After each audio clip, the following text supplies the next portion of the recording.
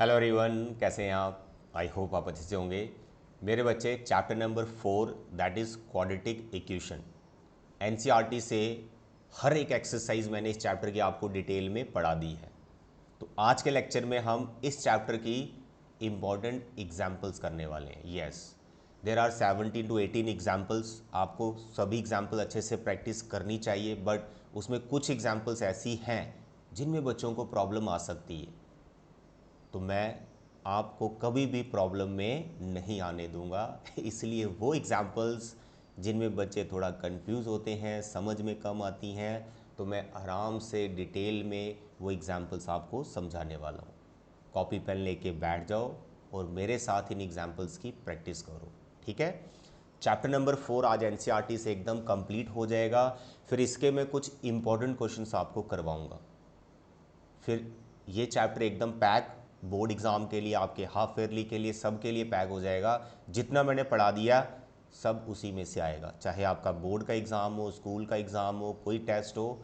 Chapter 4 या कोई भी चैप्टर में जो मैं पढ़ा रहा हूँ, जितना मैंने पढ़ा दिया उतना सफिशेंट है, more than sufficient for your board exam. 100% marks ले सकते हो आप, ठीक है? चलिए स्टार्ट करते हैं एग्जाम्पल नंबर 1 से। ये वर्ड प्रॉब्लम है, स्टेटमेंट सम, सिचुएशनल प्रॉब्लम। ऐसी कोई भी एग्जाम्पल या क्वेश्चन हमने कभी नहीं छोड़ना है जो एप्लीकेशन पार्ट होता है चैप्टर का। तो ये एप्लीकेशन पार्ट ही होती है सिचुएशनल प्रॉब्लम। तो will start with the example number 1। You can read the statement की क्या लिखा है। सिमिलर एग्जाम्पल ऑलरेडी आप एक्सरसाइज में कर भी चुके हो, बट फिर भी हमें ये करनी है वापस, प्रैक्टिस अच्छे से करना है, ठीक है? Okay, read the example. John and Jeevanti together 45 marbles. भाई दोनों के पास 45 मार्बल्स हैं, आप और आपके फ्रेंड के पास 45 मार्बल्स हैं, right? Both of them lost 5 marbles each. 5 marbles उनके गुम हो गए। And the product of the number of marbles they now have is 124। अब जो मार्बल्स उनके पास बच गए, यानी 5 उनके गुम हो गए, अब जो बच गए, जितने भी बच गए दोनों के पास, अगर आप मल्टीप्लाई करो तो 124 के इक्वल आता है। We would like to find out how many marbles they had to start with. Actually उनके पास कितने मार्बल्स थे। बहुत सिंपल क्वेश्चन है, सिंपल सी क्वाड्रेटिक बनेगी, उसका मिडल टर्म ब्रेक आप कर सकते हो, नहीं तो क्वाड्रेटिक फॉर्मूले से लिख सकते हो। मैं यहाँ पर आपको कैसे लिखना है एग्ज़ाम में वो बता रहा हूँ। देखो एग्जाम्पल नंबर 1 है ये, फर्स्ट पार्ट। सबसे पहले आप लिख सकते हैं लेट जॉन के पास जितने मार्बल थे, जॉन हैड एक्स मार्बल्स, ठीक है? दो फ्रेंड्स है, तो एक जॉन दूसरा जीवंती। जॉन के पास हम मान लेते हैं एक्स मार्बल्स थे, तो टोटल कितने थे? 45। तो जो दूसरा इसका फ्रेंड है जीवंती, उसके पास कितने हुए फिर? उसके पास आपके पास बनेंगे 45 माइनस एक्स। सर वो कैसे? भाई टोटल 45 थे, अगर एक के पास x हैं तो दूसरे के पास 45 माइनस एक्स ही होंगे। अगर दो फ्रेंड्स हैं उनके पास 5 मार्बल्स हैं, एक के पास 2 हैं तो दूसरी के पास कितने हुए? 3। 5 में से 2 को माइनस कर दिया, सेम स्टोरी है। अब आपको यहाँ लिखना है according to given situation, according to given condition, situation जो भी लिख सकते हैं। क्या थी सिचुएशन बताओ? दोनों से क्या हुआ? 5 मार्बल्स उनके गुम हो गए, दोनों के 5 मार्बल्स गुम हो गए। तो जो उनके पास बच गए, उनका जो प्रोडक्ट है वो 124 के इक्वल उसने दे रखा है, ठीक है? 124। तो यहाँ पर अकॉर्डिंग टू गिवन सिचुएशन में आपने डायरेक्ट लिखना है। देखो मैं ऐसे लिख रहा हूँ x माइनस 5। इस x माइनस 5 का क्या मतलब है कि जॉन के पास थे x, तो उसमें से 5 गुम हो गए, तो इतने बचे ना जॉन के पास, x माइनस 5 मार्बल्स बच गए। तो ये मैंने जॉन के मार्बल लिखे जो उसके पास बच गए गुम होने के बाद। और दूसरा 45 माइनस एक्स, इतने थे जीवंती के पास, 5 इसके गुम हो गए, तो 5 माइनस करो ना, तो equal to what? 124। That's all मेरे बच्चे। यहाँ से आराम से एक सिंपल सी क्वाड्रेटिक इक्वेशन बन जाएगी। तो मैं बना के दिखा रहा हूँ आपको क्वाड्रेटिक, देखते जाओ। x माइनस 5, 45 और ये 5, यहाँ बचेगा आपके पास 40 minus X is equal to 124। दोनों फैक्टर्स को मल्टीप्लाई कर लो बेटा। x को 40 से किया, इट इज़ 40x, ठीक है?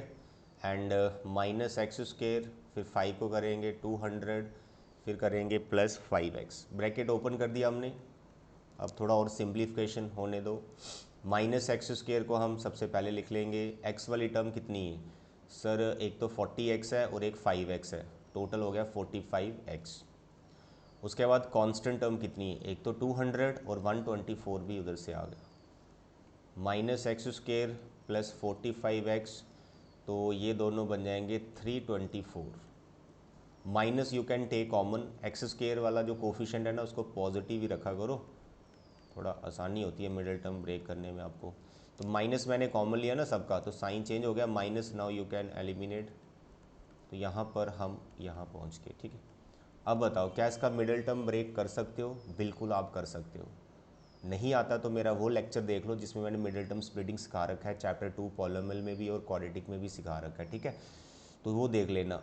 नहीं तो अगर आप मिडिल टर्म स्प्लिटिंग में आपको प्रॉब्लम है तो मैंने डिस्क्रिमिनेंट जो आपको डिटेल में पढ़ाया है, क्वाड्रेटिक फार्मूला क्या होता है, उससे भी इस क्वेश्चन को बड़े आराम से कर सकते हो, ठीक है।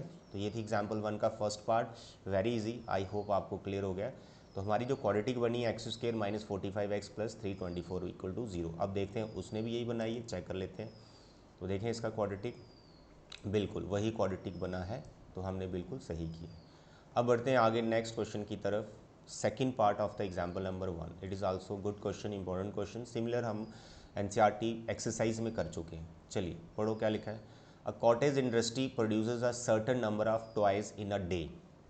कुछ खिलौने प्रोड्यूस करती है कि इंडस्ट्री एक दिन में कुछ खिलौने। The cost of production of each toy in rupees was found to be 55 minus the number of toys produced in a day। एक दिन में जितने भी खिलौने प्रोड्यूस होते हैं, ठीक है, तो यहाँ पर बोला गया cost of production of each toy, कि हर एक टॉय को प्रोड्यूस करने की कॉस्ट कितनी है। तो ये कैसे लिखा हुआ है, 45 minus the number of toys, sorry 45 नहीं 55 minus the number of toys, यानी नंबर ऑफ टॉयज आप लेट कर लो x ऑन दैट डे, उसमें से 55 माइनस एक्स करेंगे, 55 माइनस एक्स करेंगे तो कॉस्ट निकल के आ जाएगी, ये होगी कहानी। फिर कह रहा on a particular day the total cost production was 750। एक पर्टिकुलर डे में टॉयज़ की जो कॉस्ट, टोटल कॉस्ट जितने भी टॉयज़ प्रोड्यूस हुए उसमें टोटल जो कॉस्ट है उसको 750 पड़ी। कह रहा है we would like to find out the number of toys produce on that day, उस दिन कितने खिलौने प्रोड्यूस हुए होंगे। मेरे बच्चे स्टेटमेंट हमें समझ में आ गई है, अब यहाँ पर लिखना कैसे सुनो। सबसे पहले let total number of toys in that particular day, जिस दिन की वो बात कर रहा है, एक दिन का, ठीक है, एंड दैट पर्टिकुलर डे, कि टोटल नंबर ऑफ जो टॉयज़ हैं वो x on that particular day. अब एक दिन में कॉस्ट कितनी है एक टॉय की, प्रोडक्शन, कॉस्ट ऑफ प्रोडक्शन, एक दिन में कितनी कॉस्ट लगती है एक टॉय को प्रोड्यूस करने में, cost of production of each toy, one toy और each toy you can write. तो कितनी है सर, पता ही नहीं कितनी है, अरे भाई गिवन है, चेक करो, 55 minus the number of toys, ये समझना है, सिंपली जो लिखा है वही लिख देना, 55 minus the number of toys, in rupees है ये। टोटल टॉयज कितने हैं x, एक टॉय को प्रोड्यूस करने में कितना पैसा लगता है 55 माइनस एक्स, डन। अब यहाँ पर टोटल कॉस्ट दे रखी थी उस दिन की, total cost 750 on that particular day. Total जो प्रोड्यूस हुए टॉयज उसमें टोटल कितना खर्चा आया, कितना कॉस्ट लगा 750, इट इज़ गिवन, ठीक है, आप ब्रैकेट में लिख भी सकते हो, इट इज़ गिवन, लिख लिया। अब यहाँ पर आपको टोटल कॉस्ट खुद से भी लिखनी है, वो कैसे, देखो एक पेन मेरा 5 रुपये का, तो 10 पेन कितने हुए, दोनों को मल्टीप्लाई करते हो ना। यहाँ पर देखो एक टॉय की कॉस्ट कितनी है 55 माइनस एक्स, एक टॉय की कॉस्ट है, और कितने टॉयज आपने प्रोड्यूस किए एक्स, दोनों को मल्टीप्लाई करोगे तो ये भी तो टोटल कॉस्ट ही आएगी ना प्रोडक्शन की। बस आपको यही लिखना भी 55 minus X, cost of one toy multiply X, total number of toys equal to the total cost, जो कि ऑलरेडी गिवन है 750, दैट्स ऑल। यहाँ से क्वाड्रेटिक इक्वेशन बन जाएगी, ठीक है बच्चे। चलिए मल्टीप्लाई कर दीजिए इसको अंदर, x को 55x minus X square is equal to 750 minus you can take common, तो ये हो गया X square minus 55x is equal to 750। ये वाला माइनस आप 750 की तरफ जाने दो, ये माइनस का हो गया, फिर इधर ट्रांसफ़र कर दो तो you will get a quadratic equation. अब इसका मिडिल टर्म ब्रेक करो या फिर क्वाड्रेटिक फॉर्मूला लगाओ, that is your choice. Middle term splitting आपको 100% आना चाहिए। इन बड़े बड़े नंबर्स का भी मैंने सिखा रखा है, फिर भी नहीं आता कमेंट बॉक्स में बताओ इन क्वेश्चंस का मिडिल टर्म स्प्लिटिंग पे कैसे अप्लाई करना है, जल्दी कैसे मिडिल टर्म स्प्लिट करना है वो मैं आपको बता दूंगा। ऑलरेडी वैसे मैं लेक्चर वो दे भी चुका हूँ, आप उसको ज़रूर देखिएगा। तो देखें क्या हमारा यही आया है क्वाड्रेटिक। देखो इसका क्या बना, x square minus 55x plus 750, बिल्कुल सेम है। ठीक है, तो ये था बच्चा एग्जाम्पल 1, दोनों वर्ड प्रॉब्लम हो गई। Example 2 is very easy that you can do, ये हम छोड़ेंगे आपके लिए। उसके बाद next example 3 is also very easy, example 4 is easy, example 5 you can do, already मैंने करा रखे हैं। एग्जाम्पल 6 भी इज़ वेरी इजी, वो स्टेटमेंट पढ़ लेना सेक्शन में। उसके बाद नेक्स्ट आपके पास कंप्लीटिंग स्क्वायर मेथड डिलीट है, बट जो भी क्वेश्चन दे रखा है ना, क्वाड्रेटिक इक्वेशन दे रखा है, आप उसको क्वाड्रेटिक फार्मूले से या मिडिल टर्म से ट्राई ज़रूर कीजिएगा। ठीक है, कंप्लीटिंग स्क्वायर तो वैसे सिखा दिया है मैंने, एग्ज़ाम में नहीं आएगा आपको, बोर्ड एग्ज़ाम में नहीं। एग्जाम्पल 9 इज़ वेरी इजी, सारी इंपॉर्टेंट एग्जाम्पल मैं आपको यहाँ पे करवाने वाला हूँ। एग्जाम्पल 10 ये देख लेना, एग्जाम एक्सरसाइज 4.1 में जो भी है उसी को क्वाड्रेटिक फार्मूले से करना है, दैट यू कैन डू। हाँ, अब है एग्जाम्पल 11, ये भी वर्ड प्रॉब्लम है, सिचुएशनल सम है, ये अब हम करेंगे। स्टेटमेंट को पढ़ो ध्यान से, बस क्या लिखा है पढ़ो। Find two consecutive odd positive integers. Consecutive का मतलब होता है साथ साथ वाले, उनके बीच में कोई दूसरा इंटीजर नहीं है। अगर एक 5 है तो दूसरा 6 हो गया, जहाँ फिर पिछला 4 हो गया। ऐसे दो कॉन्जिक्यूटिव इंटीजर्स आपको ढूंढने हैं, और वो कौन से हैं, ऑड है पॉजिटिव, मतलब नेगेटिव आएगा रिजेक्ट कर देना, नेगेटिव नहीं चाहिए, ऑड नंबर चाहिए, पॉजिटिव चाहिए। सम ऑफ हुज स्क्वायर्स इज 290, अगर हम उनका स्क्वायर करके प्लस करें तो वो 290 के इक्वल आता है। ऑड इंटीजर्स लेट करने सबसे पहले, तो कई बार बच्चे ऐसे लेट कर लेते हैं 2x प्लस 1, फिर कहते हैं 2x प्लस 3, वो भी ले सकते हो बट उससे लेंथी हो जाता है। अगर आप x में ही रहेंगे तब भी आंसर आ ही जाता है, उसमें कोई गलत नहीं होता। जैसे आपको यहाँ पर दिख रहा है सामने, यही सोल्यूशन से मैं आपको समझा देता हूँ। आपने जो दो ऑड इंटीजर्स लेट करने हैं, एक आपका x हो गया जो छोटा वाला स्मॉलर, और दूसरा आ जाएगा x प्लस 2। अब x प्लस 2 क्यों, देखो ये ऑड नंबर है ना, अगर आपका एक ऑड नंबर है 5 तो दूसरा 6 तो हो नहीं सकता, आपने ऑड वाला लेना है, तो दूसरा 7 होगा या इसके पीछे वाला 3 होगा। ठीक है, तो यहाँ पर ऑड नंबर आपको लेट करने हैं, वैसे ही इंटीजर नहीं लेने। सिर्फ इंटीजर्स बोला होता, ऑड इवन नहीं मेंशन होता, तो एक x दूसरा x प्लस 1 होता। ऑड बोला है तो ऑड में एक का जंप चलता है ना, तो एक 5 है दूसरा एक का जंप लगाना है, यानी 6 नहीं लेना 7 लेना है। इसलिए एक नंबर आपने x लिया तो दूसरा नंबर आपको क्या लेना है, x प्लस 2, या फिर x माइनस 2 भी पे भी जा सकते हैं, बट उसने बोल दिया कि स्मॉलर वाला हम x मान रहे हैं, तो इसलिए आपने आगे ही बढ़ना है। प्लस में इजी रहता है, माइनस में थोड़ी कन्फ्यूजन होती है बच्चों को। तो एक नंबर आपने x लेना है, दूसरा आपका x प्लस 2 आ गया। These are the two odd positive integers. Condition इनका स्केयर करके प्लस करोगे तो यू विल गेट अ 290। तो ये बच्चे कंडीशन लगा दी, पहले का स्केयर दूसरे का square equal to 290। X plus 2 का होल स्केयर आपने ओपन करना है आइडेंटिटी से, ए स्केयर बी स्केयर 2ab, वो लगाएंगे, सिंप्लीफाई करेंगे मेरे बच्चे, आपको ये क्वाड्रेटिक मिल जाएगी। इसका मिडिल टर्म 100% ब्रेक हो जाता है, आप इसका मिडिल टर्म ब्रेक कर सकते हो। मिडिल टर्म ब्रेक में प्रॉब्लम है तो quadratic formula you can apply, जैसे बुक में अप्लाई किया हुआ है। एग्जाम में वर्ड प्रॉब्लम में ऐसा मतलब मेंशन नहीं होता आपने कैसे करना, आप कैसे भी कर सकते हो, क्वाड्रेटिक फॉर्मूले से कर सकते हो या मिडिल टर्म से कर सकते हो। ठीक है, तो I hope you can do this example, very simple. Now the example number 12, very very important, बहुत इंपॉर्टेंट एग्जाम्पल है यार ये, और ये ईजी भी बहुत है, लेकिन कई बार स्टेटमेंट बच्चे के माइंड में नहीं आती, सर ये समझ नहीं आ रही क्या लिखा है। आराम से मैं समझाने वाला हूँ, ध्यान से समझो, ठीक है। देखिए क्या कह रही एग्जाम्पल, क्या कह रही है एग्जाम्पल, बहुत इंपॉर्टेंट एग्जाम्पल है। A rectangular park is to be design whose breadth is 3 metre less than its length. एक रेक्टेंगुलर पार्क है, आ गया माइंड में रेक्टेंगुलर पार्क, उसका लेंथ और ब्रेड्थ का रिलेशन दे रखा है, लेंथ ज़्यादा है, विड्थ से लेंथ ज़्यादा है, कितनी ज़्यादा लेंथ है, 3 मीटर लेंथ ज़्यादा है। विड्थ को आप एक्सलेट करोगे तो लेंथ हो जाएगी x+3। पहली स्टेटमेंट से तो ये समझ में आ गया। फिर कह रहा है इट्स एरिया, ये जो रेक्टेंगुलर पार्क है इसका एरिया के बारे में भी कुछ बता रहा है। क्या बता रहा है, 4 square metre more than the area of the park that has already been made in the shape of an isosceles triangle with its base as the breadth of the rectangular park and altitude 12 metre. भाई एक rectangular park है, एक park और है दो park है यहाँ पर, एक रेक्टेंगुलर है और एक ट्राइंगुलर पार्क है। ट्राइंगुलर में वो आइसोसेलेस जैसा ट्राइंगल है, और उस आइसोसेलेस ट्राइंगल वाला जो पार्क है उसका अल्टीट्यूड दिया हुआ है, उसकी लेंथ दी हुई है 12 मीटर। और साथ में जो अल्टीट्यूड वाला जो आइसोसेलेस ट्राइंगल वाला पार्क है, उस ट्राइंगल का जो बेस है वो रेक्टेंगुलर पार्क की विड्थ है।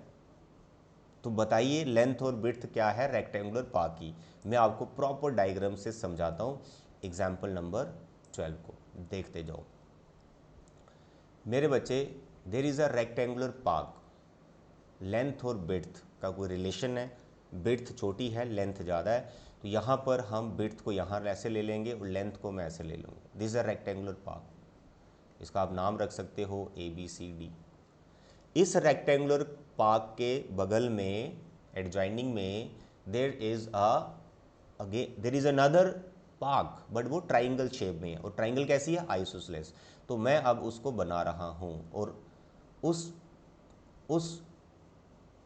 ट्राइंगुलर पार्क की क्या खासियत है, उस ट्राइंगल पार्क का जो बेस है वो रेक्टेंगुलर पार्क की विड्थ है। देखो मैंने विड्थ के ऊपर ट्राइंगल बनाई है, लेंथ के ऊपर मत बनाना, दैट्स ऑल। और साथ में इस ट्राइंगुलर पार्क का अल्टीट्यूड गिवन है, हाइट गिवन है, तो यहां से परपेंडिकुलर बनाओगे, this height is given 12 metre. Statement clear हो गई, सब क्लियर हो गया। कुछ एरिया का रिलेशन है, जो रेक्टेंगुलर पार्क है उसका एरिया ज्यादा है 4 मीटर, 4 मीटर ज्यादा है ट्राइंगल पार्क से, उसी से क्वाड्रेटिक बन जाएगा। तो स्टार्ट कैसे करना है, डायग्राम एग्जाम में आप ये बना लेना, ठीक है। तो here I am writing let breadth let करो आप ऑफ रेक्टेंगुलर पार्क। तो रेक्टेंगुलर पार्क की विड्थ आप लेट कर लो, let it be x metre. तो बताइए फिर इस रेक्टेंगुलर पार्क की लेंथ कितनी होगी, x+3 बोल रखा है उसने, 3 ज़्यादा है। आगे लेंथ ब्रेड्थ, इसका एरिया निकाल लो, area of this rectangular park, length into breadth, ये लेंथ और ये विड्थ और लेंथ जो भी है, it is x² + 3x² metre. This is area of rectangle, area of rectangle आ गया। अब बात करते हैं ट्राइंगल के एरिया की मेरे बच्चे। नाउ यहाँ लिख रहा हूँ साइड में, एरिया ऑफ ट्राइंगुलर पार्क। अब ट्राइंगुलर पार्क में कौन सा फॉर्मूला लगाओगे इसका एरिया निकालने के लिए, 1/2 बेस इंटू हाइट, क्योंकि हाइट गिवन है ना, इसका अल्टीट्यूड तो यही लगाएंगे आप। हीरोन फॉर्मूला तो यहाँ लगेगा नहीं, साइड्स कुछ पता नहीं चल रही। तो 1/2 बेस कितना है इसका, x। अब बेस x क्यों है, उसने बोला था ना जो विड्थ है उस पर बना रखा है ये ट्राइंगल, तो विड्थ हमने x मान रखी, तो इसलिए बेस इसका x हो गया। हाइट कितनी, दैट इज गिवन 12, कैंसिल वैंसिल किया, it is 6x metre square. अब ये 6x मीटर स्क्वायर क्या है, ट्राइंगुलर पार्क का एरिया। दोनों एरियाज हमारे पास आ गए हैं, इन दोनों में रिलेशन है, जो रेक्टेंगुलर पार्क का एरिया है वो ज़्यादा है 4, वही से क्वाड्रेटिक बनेगा।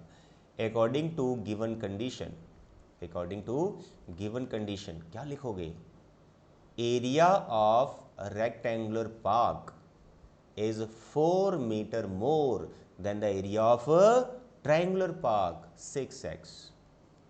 दैट्स ऑल, बस बन गया क्वाड्रेटिक। तो मेरे बच्चे सारी टर्म लेफ्ट साइड ले जाइए और देखिए क्या क्वाड्रेटिक बन गया। हाँ क्वाड्रेटिक बन गया। क्या आप इस क्वाड्रेटिक को सॉल्व कर सकते हैं 100%, बहुत सिंपल बना है। अब देखते हैं इनका क्या बना है, यही बना है जहाँ हमने कुछ गलती तो नहीं कर दी। x² - 3x - 4, okay, x² - 3x - 4 एकदम सही। I hope this question is clear, very important, आपके हाफ ईयरली एग्जाम में क्वेश्चन आ सकता है अच्छे से करके रखना।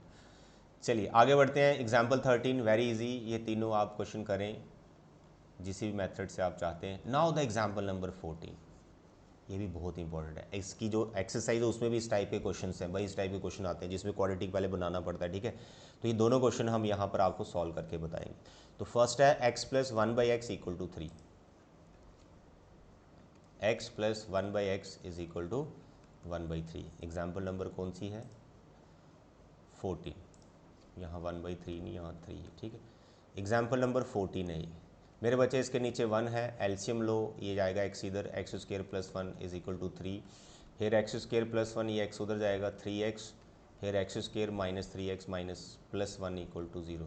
अब बताइए क्या इस क्वाड्रेटिक को आप सॉल्व कर लोगे? बिल्कुल। क्वाड्रेटिक फॉर्मूला लगाओ, जहाँ मिडिल टर्म ब्रेक करो, आप देख लो मिडिल टर्म शायद इसकी ब्रेक नहीं होगी, तो क्वाड्रेटिक फॉर्मूला से इसको कर लेना।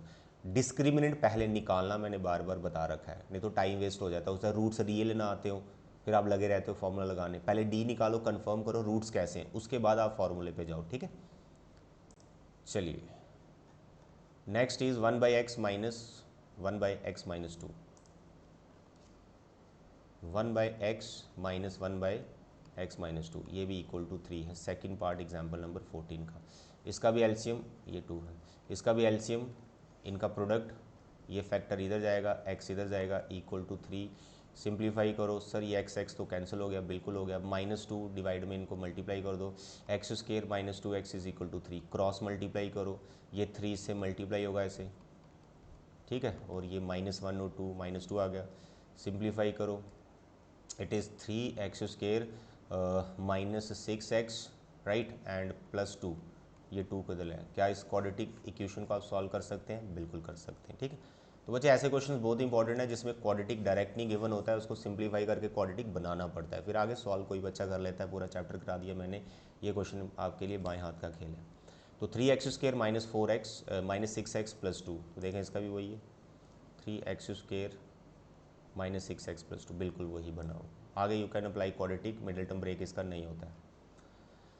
Now the example number 15, very very important example. Speed time से बहुत प्रॉब्लम रहती है बच्चों को। पीछे भी मैंने एक्सरसाइज के क्वेश्चंस करवाए हैं, इस तरह से करवाए हैं, आराम से समझ में आते हैं और याद हो जाते हैं आपको। अब देखो एग्जाम्पल नंबर 15 में क्या पूछ रखा है, क्या फाइंड करना है। A motorboat whose speed is 18 km/h in still water takes 1 hour more to go 24 km upstream than to the return downstream to the same spot. Find the speed of the stream. मेरे बच्चे ये जो motor boat वाले question है, stream वाले question है, इसमें maximum question में क्या है कि जो मोटर बोट की स्पीड है वो गिवन नहीं होती। ये बहुत ही ईजी क्वेश्चन है, इसमें मोटर बोट की स्पीड गिवन है हमें। You are very lucky, motor boat की स्पीड गिवन है जिसको हम फाइंड करते थे, जिसको हम एक्स लेट करते थे। तो यहाँ पर गिवन है 18 km/h। सिर्फ आपको स्ट्रीम यानी वाटर का जो फ्लो है उसकी स्पीड को लेट करना है एक्स। बाकी अपस्ट्रीम डाउन स्ट्रीम वाले क्वेश्चन मैंने एक्सरसाइज के करा रखे हैं, बिल्कुल सिमिलर 4 लाइनें जो लिखनी होती है वैसे ही लिखनी है। तो देखो यहाँ पर जो फिक्स लाइन्स हैं इस क्वेश्चन की, वो आपको जो लिखनी ही लिखनी है। सबसे पहले आपको लिखनी है, यहाँ तो गिवन है ना, speed of boat in still water. In still water का मतलब जिसमें वाटर की स्पीड इंक्लूड नहीं होती, ऐसा समझो आप। तो वो दे रखी है 18 km/h। Speed of motor boat is given, उसकी अपनी एक्चुअल जो स्पीड है वो गिवन है। पानी की स्पीड गिवन नहीं है, वो आपको लेट करना है। Let speed of stream is equal to x km/h। ये लेट कर ली, 2 लाइनें ये फिक्स होती हैं, 2 लाइनें और हैं। अपस्ट्रीम और डाउनस्ट्रीम की स्पीड को आपको देखना है कितनी होगी। Speed of boat in downstream, तो ये समझा रखा है मैंने। बताओ डाउनस्ट्रीम में स्पीड कितनी हो जाती है मोटर बोट की?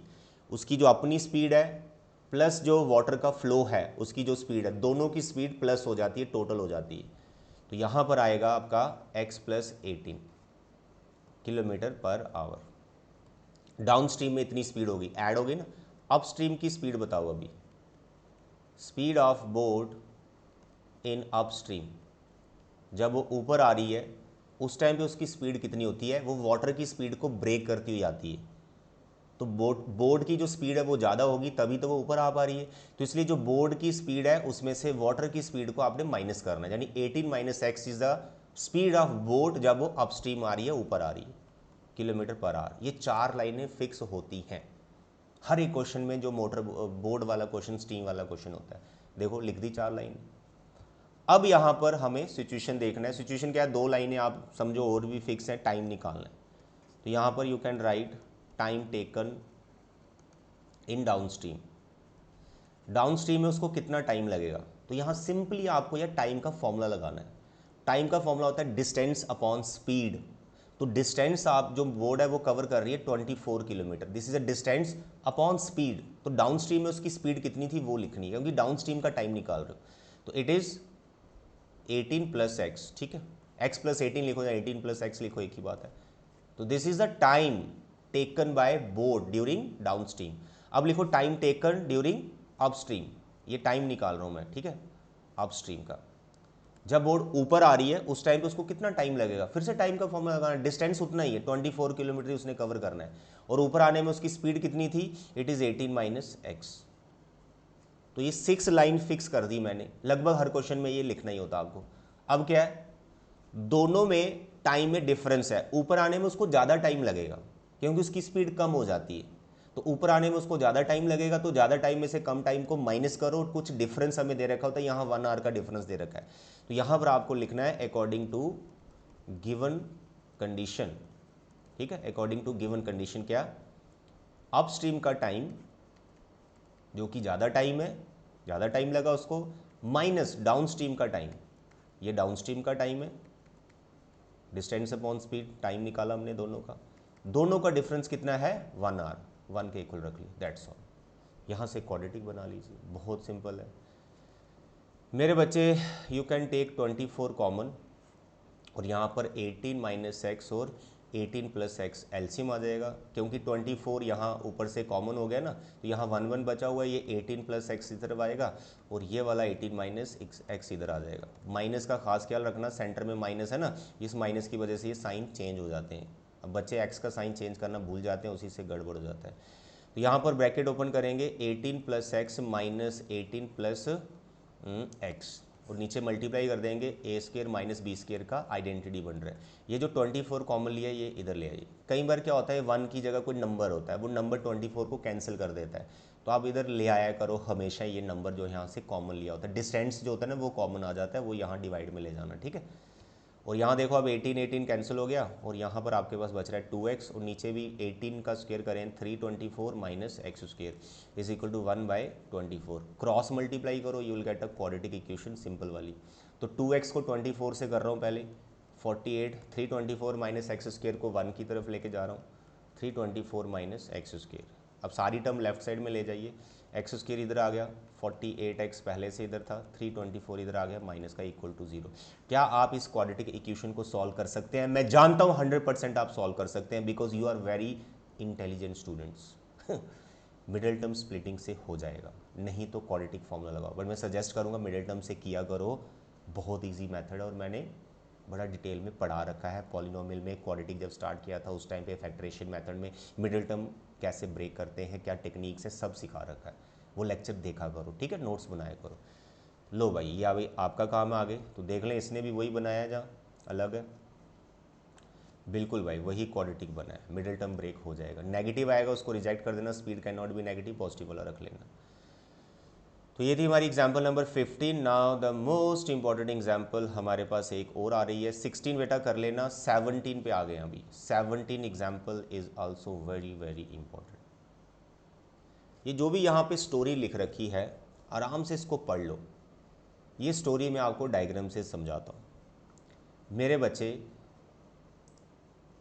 संडे का दिन है और आपका मन किया घूमने का, आप किसी पार्क में गए, कहाँ गए, किसी पार्क में गए, और पार्क है सर्कुलर, सर्कल जैसा। तो देखो मैंने यहाँ पे सर्कल बना दी, ये है सर्कुलर पार्क। सर्कुलर पार्क में जो उसकी बाउंड्री है, पार्क की जो बाउंड्री है सर्कुलर वाली, तो वहाँ पर एक पोल लगा है बिल्कुल वर्टिकल, जैसे ग्राउंड है तो एक पोल लगा है ऐसे वर्टिकली। तो यहाँ पर मैं ये पोल कंसिडर कर लेता हूँ, लेट इट बी पी, ठीक है, ये पोल आ गया, समझ रहे हैं, पोल ऐसे बिल्कुल वर्टिकली ग्राउंड पे है, that you have to imagine. ये पोल का पोजीशन है, और यहाँ पर इस पार्क के 2 गेट है, there are 2 gate, in out समझ सकते हो जैसे भी। तो वो गेट कुछ इस तरह से हैं कि अगर आप उन दोनों गेट को ज्वाइन करते हैं, वो डिस्टेंस को ज्वाइन करते हैं दोनों गेट का, तो यहाँ पर ये डायमीटर बन जाता है, यानी उनका जो डिस्प्लेसमेंट है वो सेंटर से पास करता है। इन शॉर्ट अगर ये ए गेट है, ये बी गेट है, अगर आप इनको ज्वाइन करेंगे ए और बी को तो डायमीटर बनेगा। तो डायमीटर कहाँ से पास करता है? Centre of the circle. ठीक है, वो गिवन है, डायमीटर बनेगा ही। हो गया बेटा। अब सेंटर और रख लेते हैं। अब एक कहानी और है इसमें। अच्छा, साथ में ये डिस्टेंस भी दे रखा है, ये डिस्टेंस भी दे रखा है, that you can read what is this distance, and this distance is 13 metre. ये जो डायमीटर बना ये 13 मीटर का है। बच्चे मेरे स्टोरी समझ में आ रही है? सर्कुलर पाथ, पोल, 2 गेट, गेट को ज्वाइन किया, टोटल डिस्टेंस इज 13 मीटर। क्योंकि जो गेट को ज्वाइन करके डिस्टेंस आ रहा है वो डायमीटर है, तो सेंटर से पास करेगा। कहानी समझ आ गई? दूसरी बात, इस गेट का जो, दोनों गेट का जो डिस्टेंस है पोल से, एपी और बीपी, इनका जो डिफरेंस है वो 7 मीटर है। इनका डिफरेंस कितना है? 7 मीटर। बीपी कितना है distance? We don't know. AP कितना है distance? We don't know. But इन दोनों का जो डिफरेंस है डिस्टेंस का वो 7 मीटर है। तो किसी एक को आप x मीटर मान लो। अब लेट अस सपोज मैं बीपी को बोल लेता हूँ x मीटर डिस्टेंस, तो फिर एपी कितना हुआ? तो एपी को आप लिखोगे x + 7, क्योंकि डिफरेंस 7 है तो एक 7 ज़्यादा ही होगा ना, तो प्लस में रहो, माइनस में थोड़ी कंफ्यूजन होती है, तो प्लस कर लिया करो 7। तो बीपी को मैंने x मान लिया, तो जो आपका एपी है वो x + 7 होगा। पूरी स्टोरी समझ में आ गई? अब यहाँ पर क्वाड्रेटिक इक्वेशन कैसे बनानी है मेरे बच्चे? यहाँ पर आपको एक ही चीज़ का ख्याल रखना है कि यहाँ पर उसने बार बार बोला कि ये जो डिस्टेंस ए बी है ये डायामीटर है, और डायामीटर में देखो क्या होता है, सेमी सर्कल बन जाती है। तो सेमी सर्कल में जो एंगल है वो 90 डिग्री का होता है, ये आपने पढ़ रखा है 9th या प्रीवियस क्लास में। तो यहाँ पर ये डायमीटर है, तो एंगल पी को आप बोल सकते हो ना 90 degree angle in a semi circle. आता है समझ? तो ये पूरा आपने स्टोरी यहाँ पर लेट वेट कर लेना है। Let P B the pole, A and B are the 2 gates, A B is a 13 metre distance, let be P B the X and A P is x + 7 metre. लिख लोगे? लिख लेना, book में भी लिखा हुआ है। यहाँ मैं यहाँ से शुरुआत कर रहा हूँ, स्टार्टिंग की लाइन्स आपने लिखनी। मैं शुरुआत कहाँ से कर रहा हूँ? Here angle A P B is equal to 90 degree. Reason क्या देना है? Angle in a semi circle, angle in a semi circle is right angle. ठीक है, ये पढ़ रखा हमने। अब क्योंकि ये राइट एंगल है तो ट्राइंगल कौन सी होगी? Right triangle. तो यहाँ पाइथागोरस थ्योरम लगा सकते हैं। तो in right triangle A P B by P G T लगाइए पाइथागोरस थ्योरम। तो यहाँ पर बनेगा hypotenuse square is equal to sum of squares of other 2 sides, that's all. यहाँ से क्वाड्रेटिक बनने वाला है मेरे बच्चे। आपका जो ए बी है वो 13 है, बीपी को आपने x माना है, जो एपी है वो x + 7, दैट्स ऑल मेरे बच्चे। यहाँ से क्वाड्रेटिक बनेगा, सॉल्व करो, x की वैल्यू आएगी, जो रिमेनिंग साइड्स हैं वो पता आपको चल जाएंगी, वही फाइंड करना है। 169 x², इसका होल स्क्वायर ओपन करें, a² b² + 2ab it is 14x। सारी टर्म एक तरफ ले जाएंगे, अभी पहले थोड़ा सिंप्लीफाई कर लेते हैं। इट इज़ 2x² + 14x + 49, यहाँ 0 रहने दो, 169 को ले जाओ राइट साइड, 49 - 169, तो 169 में से 49 माइनस, सर 0 आ गया, 6 में से 4 सर 120 आ गया। 2x², 14x - 120, भाई यहाँ से 2 कॉमन दिख रहा है मेरे को, तो इट इज़ x² + 7x - 60 = 0। ठीक है, 2 is a non zero number that you can leave here, तो इट इज़ लाइक दिस। ये रही आपकी क्वाड्रेटिक इक्वेशन, जिसको आप बड़े मज़े से सॉल्व कर सकते हैं। x की वैल्यू आएगी, वो साइड्स भी निकल आएंगी, गेट का, पोल का सब डिस्टेंस आ जाएगा, वही आपको फाइंड करना है। तो देख लें, इसने जो इक्वेशन बनाई है वही बनाई है जो हमने बनाई है। आता है समझ? तो यहाँ पर इसका मिडिल टर्म ब्रेक हो जाएगा बड़े आराम से, नहीं तो क्वाड्रेटिक फॉर्मूला आप लगा सकते हैं। ठीक है, तो ये थी आपकी एग्जाम्पल नंबर 17, बहुत इंपॉर्टेंट है। एग्जाम्पल नंबर 18 जो है ये भी बहुत मतलब ईजी वाली है, इसमें खुद ही कर लेंगे आप, दैट्स ऑल। तो टोटल 18 एग्जाम्पल्स मैंने जितनी कराई सारी प्रॉपर नोट्स बनाना, बार बार इनको प्रैक्टिस करना, और जो बाकी छोड़ दी मैंने बहुत ईजी हैं उनको भी प्रैक्टिस करना। तो एनसीईआरटी से क्वाड्रेटिक एकदम कंप्लीट हो चुका है। अब आप वेट करो किसका? इसी चैप्टर के एक्स्ट्रा क्वेश्चंस का, वो क्वेश्चंस जो प्रीवियस बोर्ड एग्ज़ाम में आ चुके हैं, सिमिलर क्वेश्चन बहुत करवाने वाला हूँ मैं। ठीक है, तो आज के लेक्चर में इतना। Thank you, bye bye and take care.